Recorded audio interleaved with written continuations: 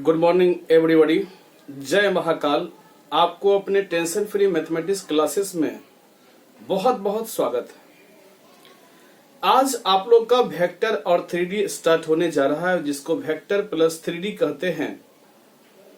Vector plus 3D 12th board में 17 marks का पूछा जाता है, कभी कभी 18 मार्क्स का भी पूछा जाता है, जबकि आईटी में फिक्स नहीं रहता। आप लोग जानते हैं आईटी में कितना नंबर का पूछा जाता है, ये फिक्स नहीं रहता है।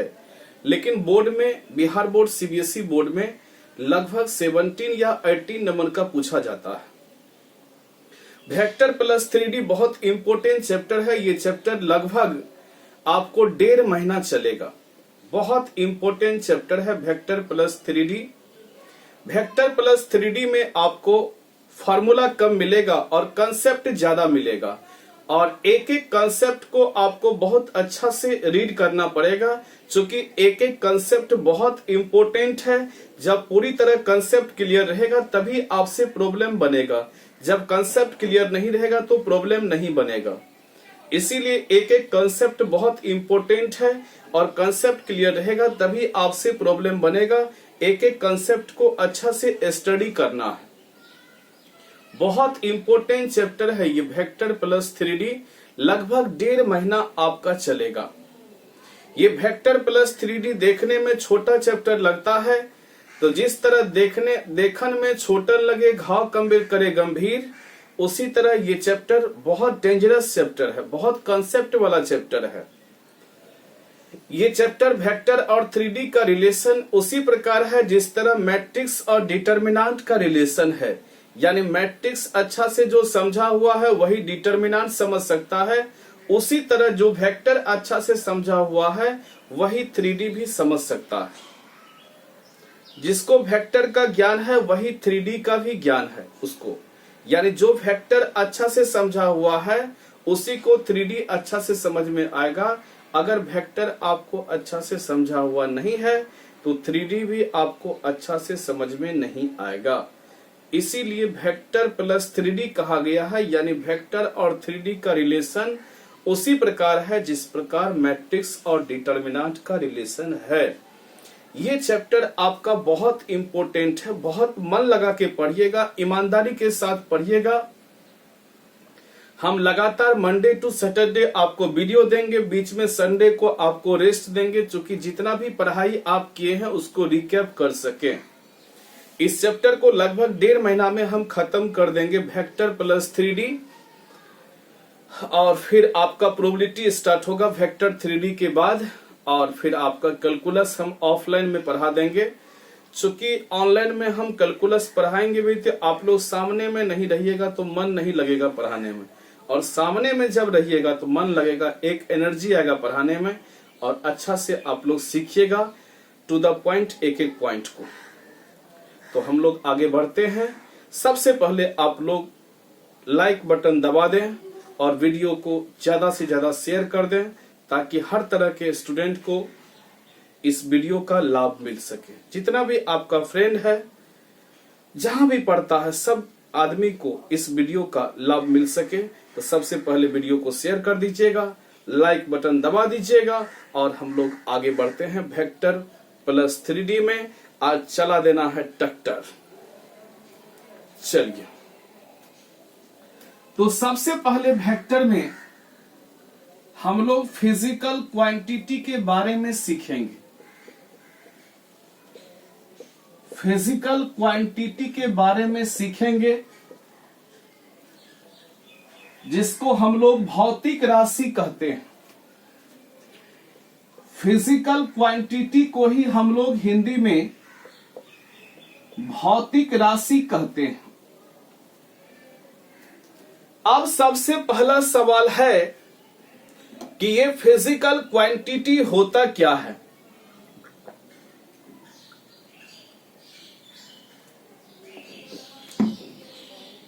सबसे पहला सवाल है कि ये फिजिकल क्वांटिटी होता क्या है। तो ध्यान दीजिएगा, वैसा क्वांटिटी जिसे मापा जा सके, a quantity which can be measure. यानी वैसा क्वांटिटी जिसे मापा जा सके, उसी को फिजिकल क्वांटिटी कहते हैं। बताइए तो फिजिकल क्वांटिटी किसे कहते हैं? तो वैसा क्वांटिटी जिसे मापा जा सके उसी को फिजिकल क्वांटिटी कहते हैं। तो फिजिकल क्वांटिटी किसे कहते हैं? वैसा क्वांटिटी, वैसी राशि जिसे मापा जा सके उसे फिजिकल क्वांटिटी कहते हैं। यानी वैसी राशि, इसका हिंदी लिख लीजिए, वैसी राशि जिसे मापा जा सके उसे फिजिकल क्वांटिटी कहते हैं, यानी भौतिक राशि कहते हैं। वैसी राशि जिसे मापा जा सके उसे फिजिकल क्वांटिटी कहते हैं। यानी एक quantity which can be measured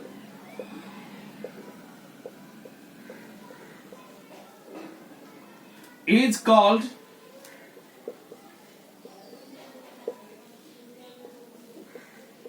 physical quantity.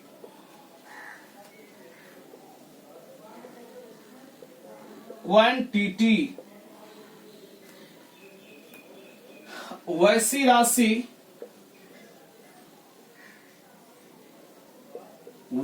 राशि जिसे मापा जा सके भौतिक राशि कहलाती है।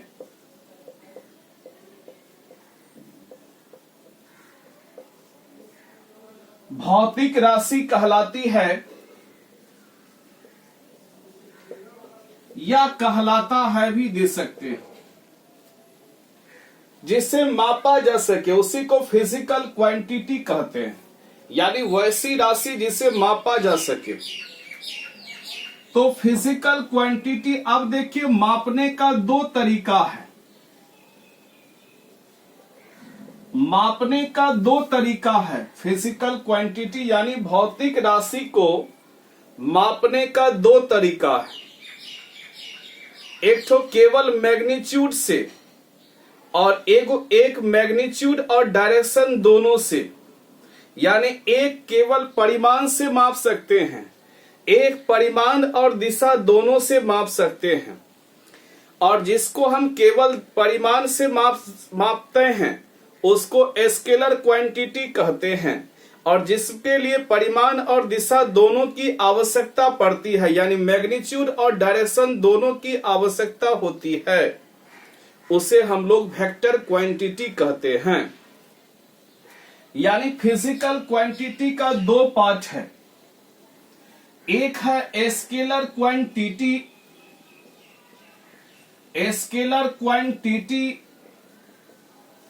जिसको स्केलर्स कहते हैं, और एक है वेक्टर क्वांटिटी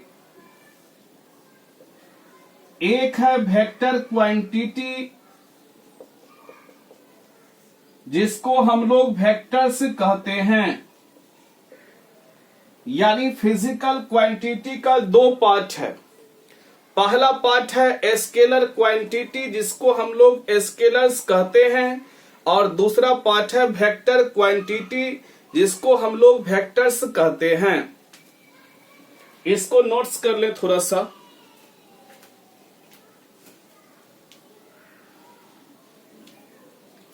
यानी वैसी राशि जिसे हम मापा जा सके उसको फिजिकल क्वांटिटी कहते हैं। और फिजिकल क्वांटिटी यानी भौतिक राशि को मापने का दो तरीका होता है। एक तरीका होता है केवल मैग्नीट्यूड द्वारा, और एक तरीका होता है मैग्नीट्यूड और डायरेक्शन दोनों द्वारा। यानी स्केलर क्वांटिटी, इसी को स्केलर्स कहते हैं, जिसको अदिश राशि कहते हैं, अदिश राशि। और वेक्टर क्वांटिटी को कहते हैं सदिश राशि।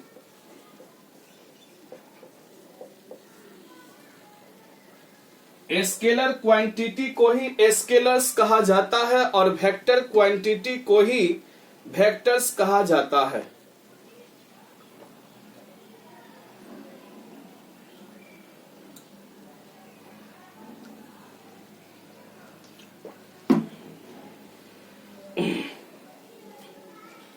चलिए ठीक है।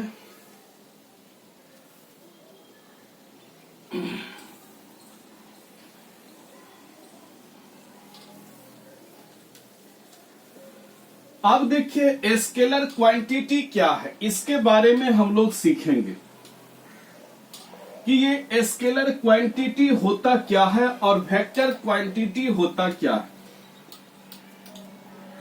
स्केलर क्वांटिटी किसे कहते हैं? क्वांटिटी जिसको हम लोग अदिश राशि कहते हैं। अदिश राशि, अदिश राशि किसे कहते हैं? ए quantity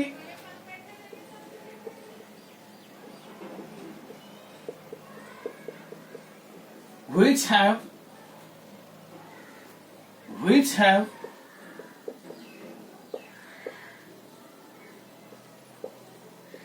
only magnitude,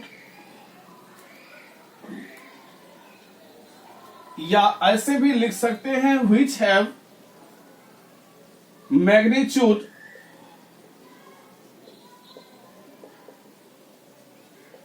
but no direction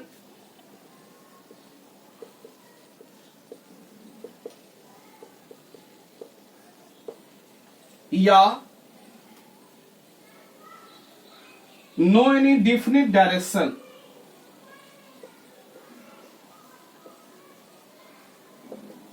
definite direction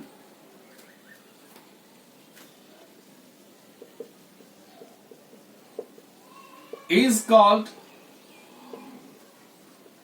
a scalar quantity।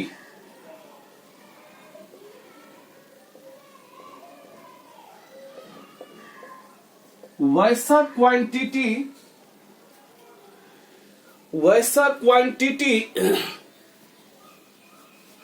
जिसके पास मैग्नीट्यूड हो लेकिन डायरेक्शन नहीं हो, या कोई निश्चित डायरेक्शन नहीं हो, उसी को स्केलर क्वांटिटी यानी स्केलर्स कहते हैं। या स्केलर्स भी आपको कह सकते हैं, यानी वैसी राशि जिसमें परिमाण हो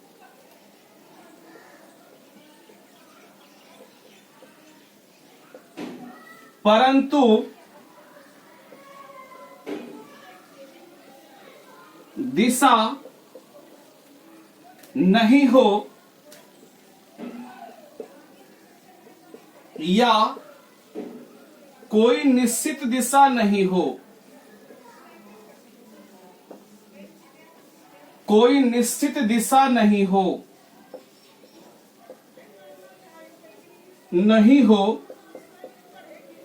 उसे स्केलर क्वांटिटी, उसे अदिश राशि कहते हैं। राशि कहते हैं। देखिए फिजिकल क्वांटिटी को मापने का दो तरीका है। एक स्केलर क्वांटिटी जिसको स्केलर्स कहते हैं, एक वेक्टर क्वांटिटी जिसको हम लोग वेक्टर्स कहते हैं। स्केलर क्वांटिटी क्या है? जिसमें मैग्नीट्यूड हो लेकिन डायरेक्शन नहीं हो, या कोई निश्चित डायरेक्शन नहीं हो। आप लोग फिजिक्स में ये भी पढ़े होंगे कि मैग्नीट्यूड प्रेजेंट हो लेकिन ट्रायंगल लॉ ऑफ एडिशन का पालन नहीं करता हो, उसे स्केलर क्वांटिटी कहते हैं। वही ट्रायंगल लॉ ऑफ एडिशन का पालन नहीं करता हो बोलिए, या आप ऐसे बोलिए कि इसका कोई निश्चित दिशा नहीं होता है, दोनों सेम चीज है। ठीक है, तो उसी को हम लोग स्केलर क्वांटिटी कहते हैं। तो यहां भी हम लोग वही लिखे हैं कि मैग्नीट्यूड प्रेजेंट हो, डायरेक्शन प्रेजेंट नहीं हो, या डायरेक्शन कोई निश्चित डायरेक्शन नहीं हो। ठीक है, और जिसमें मैग्नीट्यूड और डायरेक्शन दोनों डिफिनिट हो उसको क्या कहते हैं? वेक्टर क्वांटिटी या वेक्टर्स कहते हैं। स्केलर क्वांटिटी किसे कहते हैं? जिसमें मैग्नीट्यूड हो, डायरेक्शन नहीं हो या कोई निश्चित डायरेक्शन नहीं हो, उसको स्केलर क्वांटिटी, जिसको अदिश राशि कहते हैं। जिसका एग्जाम्पल है, एग्जाम्पल भी आपको हम सिखाते हैं, पहले उतार लीजिए।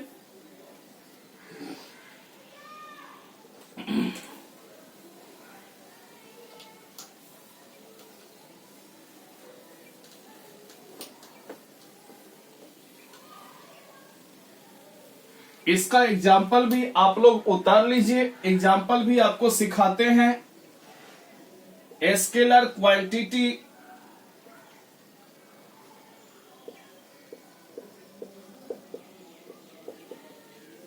इसमें दो तरह का हो गया,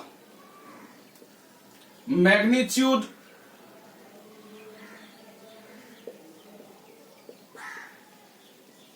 बट नॉट डायरेक्शन।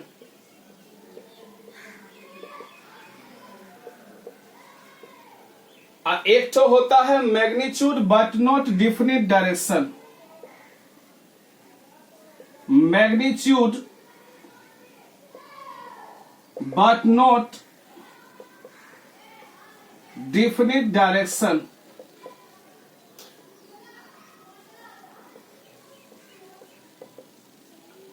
एक तो होता है मैग्नीट्यूड बट नॉट डायरेक्शन और एक तो होता है magnitude but not definite direction.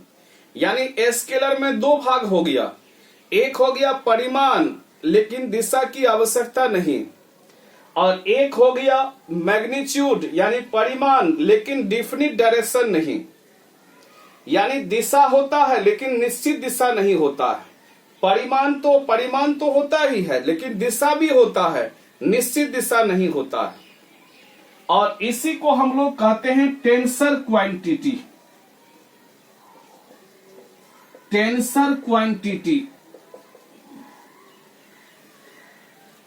और इसमें मैग्नीट्यूड होता है लेकिन डायरेक्शन नहीं होता। एग्जाम्पल है मास, लेंथ, टेम्परेचर,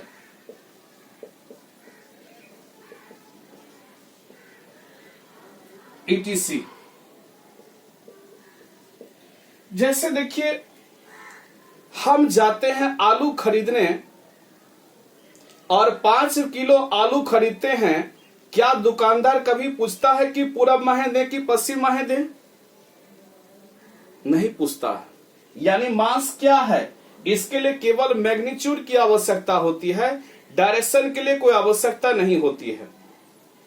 आप किसी से पूछते हैं कि भागलपुर का टेम्परेचर कितना डिग्री है, तो वो बोलता है 40 डिग्री। क्या कभी बोलता है कि पूरब माहे है 40 डिग्री है कि पश्चिम माहे है कि उत्तर माहे है? नहीं, केवल मैग्नीट्यूड की आवश्यकता होती है, डायरेक्शन की आवश्यकता नहीं होती है। इसीलिए ये क्या है? स्केलर है। ये क्या है? स्केलर है। टाइम भी क्या है? स्केलर है। कहता है अभी 5:35 हुआ है, कोई बोलता है पूरब माहे हुआ कि पश्चिम माहे हुआ है? नहीं। कोई बोलता है उत्तर माहे 2:30 हुआ है? नहीं।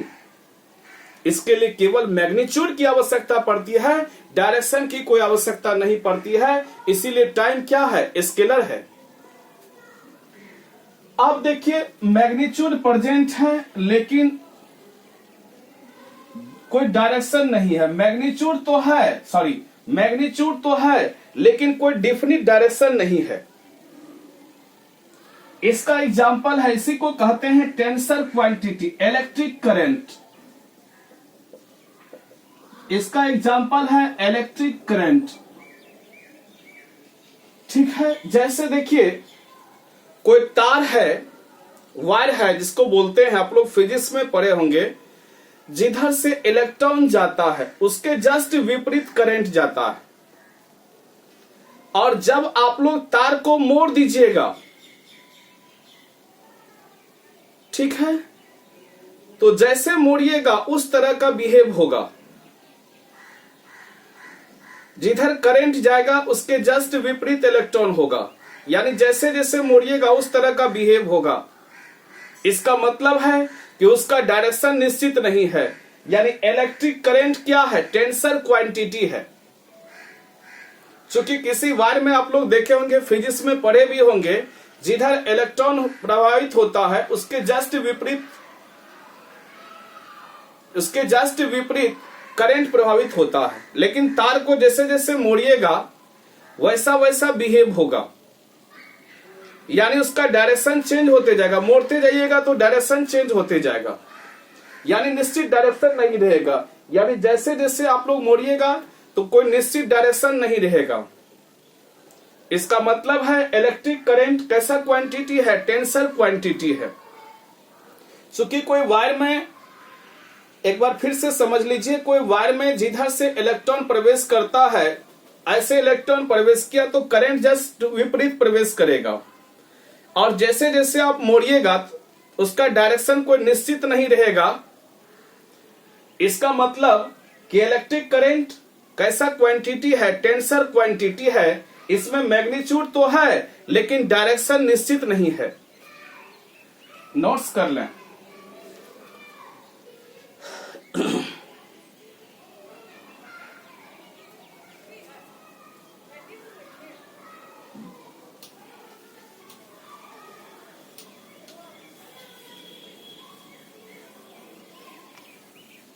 Note,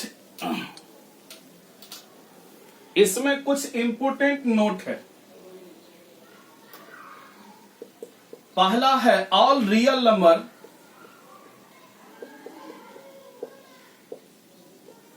are scalars.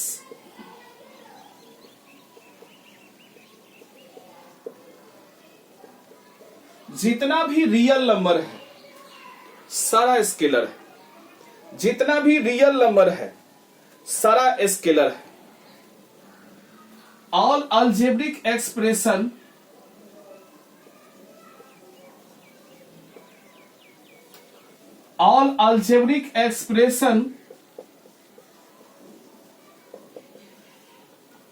which is valid from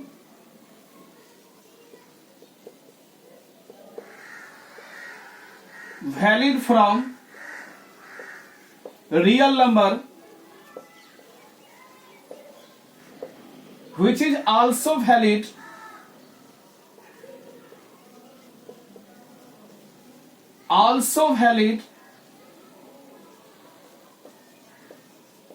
from scalars. Real number का जितना भी अलजेब्रिक एक्सप्रेशन जो कि वैलिड होता है वो सारे स्केलर के लिए भी वैलिड होता है। यानी जितना भी रियल नंबर है, हिंदी भी लिख लेंगे, जितना भी वास्तविक संख्या है सभी अदिश है। यानी जितना भी रियल नंबर है सारा अदिश है। लिख लेंगे कि जितना भी वास्तविक संख्या है सारा अदिश है, और वास्तविक संख्या का सभी अलजेब्रिक एक्सप्रेशन वैलिड होता है स्केलर के लिए भी। यानी वास्तविक संख्या का सभी अलजेब्रिक एक्सप्रेशन, जैसे प्लस माइनस इंटू डिवीजन, जितना भी अलजेब्रिक एक्सप्रेशन है वास्तविक संख्या का वो स्केलर के लिए भी वैलिड होता है। वास्तविक संख्या का जितना भी अलजेब्रिक एक्सप्रेशन जो कि वैलिड होता है, यानी अलजेब्रिक एक्सप्रेशन जो कि वैलिड होता है वास्तविक संख्या के लिए, वो स्केलर के लिए भी वैलिड होता है। यानी सारा रियल नंबर स्केलर है, और रियल नंबर का जो भी अलजेब्रिक एक्सप्रेशन वैलिड होता है वो स्केलर के लिए भी वैलिड होता है। जो रियल नंबर के लिए अलजेब्रिक एक्सप्रेशन वैलिड होगा, अलजेब्रिक एक्सप्रेशन क्या हुआ, प्लस माइनस इंटू डिवीजन, ये सब वो रियल नंबर के लिए जो भी अलजेब्रिक एक्सप्रेशन वैलिड होगा वो स्केलर के लिए भी वैलिड होगा। इसको नोट्स कर लें।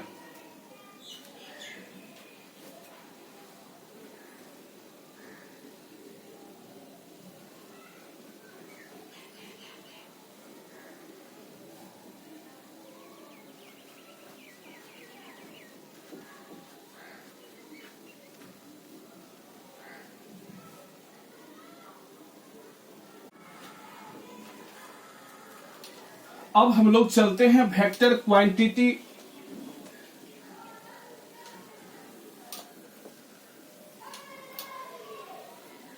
वेक्टर क्वांटिटी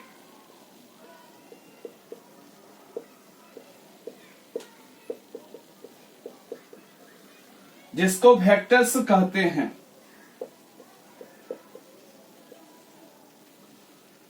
वेक्टर क्वांटिटी मतलब होता है सदिश राशि।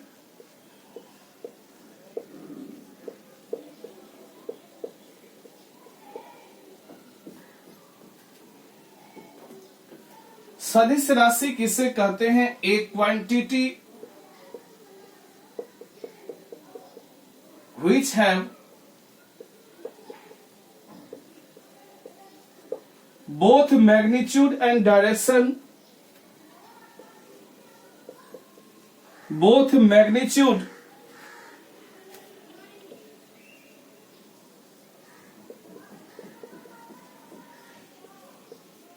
and definite direction।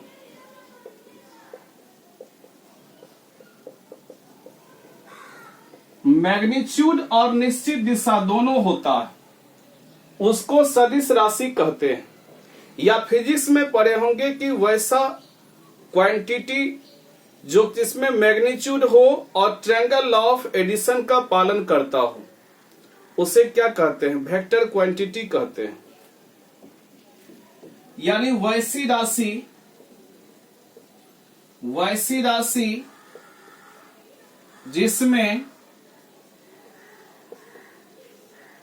जिसमें मैग्नीट्यूड परिमाण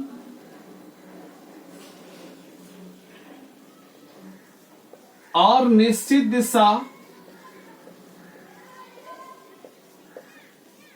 दिशा दोनों हो, सदिश राशि कहलाती है।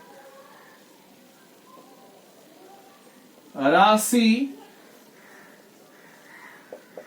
कहलाती है। एग्जाम्पल, फोर्स बल लगाते हैं, एक डायरेक्शन में लगाते हैं। Velocity, acceleration,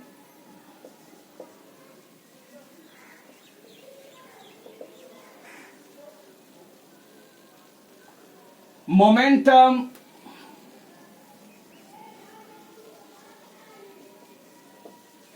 etc। ये सब वेक्टर है। इस सब में मैग्नीट्यूड और डायरेक्शन दोनों डिफिनिट होता है। इसको वेक्टर क्वांटिटी कहते हैं, जिसको आप लोग वेक्टर्स भी कहते हैं। हम लोग को मेनली वेक्टर ही पढ़ना है।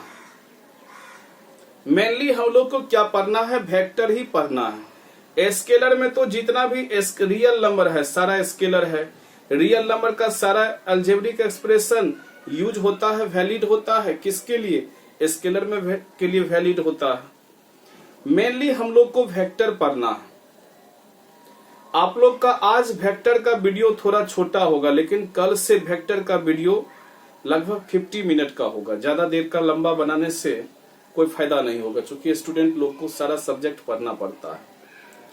तो सबसे पहले हम लोग फिजिकल क्वांटिटी के बारे में जाने। वैसा क्वांटिटी जिसे मापा जा सके उसको फिजिकल क्वांटिटी कहते हैं। फिजिकल क्वांटिटी जिसे मापा जा सके, और मापने का दो तरीका हुआ, केवल मैग्नीट्यूड द्वारा और मैग्नीट्यूड और डायरेक्शन दोनों द्वारा। तो जिसमें मैग्नीट्यूड और डायरेक्शन दोनों डिफिनिट हो उसको वेक्टर क्वांटिटी कहते हैं। और जिसमें मैग्नीट्यूड हो लेकिन डायरेक्शन प्रेजेंट नहीं हो या डिफिनिट डायरेक्शन नहीं हो उसको स्केलर क्वांटिटी कहते हैं, जिसको अदिश राशि कहते हैं। जैसे देखिए स्केलर क्वांटिटी में, जैसे देखिए आप लोग मास, लेंथ, ये सब क्या है? मास, लेंथ, ये सब क्या है? स्केलर क्वांटिटी है। डेंसिटी क्या है? स्केलर क्वांटिटी है। यानी टाइम क्या है? स्केलर क्वांटिटी है। टेम्परेचर क्या है? स्केलर क्वांटिटी है। देखिए 40 डिग्री टेम्परेचर है भागलपुर का। कोई पूछेगा पूरब में है कि पश्चिम में है? नहीं है। यानी केवल इसमें मैग्नीट्यूड की आवश्यकता है, यानी ये स्केलर क्वांटिटी है। कपड़ा 5 मीटर है, ये कहेगा पूरब माहे दे कि पश्चिम माहे दे। दुकानदार के पास जाइएगा, बोलिएगा 5 मीटर कपड़ा दीजिए, दुकानदार बोलेगा कि पूरब माहे दे कि पश्चिम माहे दे? नहीं। ठीक है, ये क्या है? स्केलर क्वांटिटी है। ठीक है, तो स्केलर क्वांटिटी में 2 पार्ट हो गया। एक पार्ट हो गया मैग्नीट्यूड बट नॉट डायरेक्शन, जैसे मास लेंथ हो गया, डेंसिटी हो गया। ठीक है, इस सब में क्या है? मास लेंथ डेंसिटी हो गया, उसके बाद आपका टाइम हो गया, टेम्परेचर हो गया। ये सब में क्या है? मैग्नीट्यूड है, डायरेक्शन नहीं है। इलेक्ट्रिक करंट, आप लोग जानते हैं कि वायर में जिधर से इलेक्ट्रॉन जाता है उसके जस्ट विपरीत करंट जाता है, और वायर को जब हम लोग मोड़ते हैं तो डायरेक्शन कोई डिफिनिट नहीं होता है। इसीलिए इलेक्ट्रिक करंट क्या है? इलेक्ट्रिक करंट मैग्नीट्यूड होता है लेकिन डायरेक्शन निश्चित नहीं होता है। इसको टेंसर क्वांटिटी कहते हैं। कौन क्वांटिटी कहते हैं? Tensor quantity. तो आप लोग को यहां तक आज हम सिखा दिए। थोड़ा छोटा वीडियो है, कल से आपको वीडियो लगभग 45 मिनट 50 मिनट का वेक्टर का मिलेगा, और आप लोग को चला देना है ट्रैक्टर। जबरदस्त जोश के साथ वेक्टर पढ़ना है, एक एक पॉइंट को सीखना है बहुत अच्छे तरीके से। कल हम लोग फिर मिलते हैं। Thank you. जय महाकाल।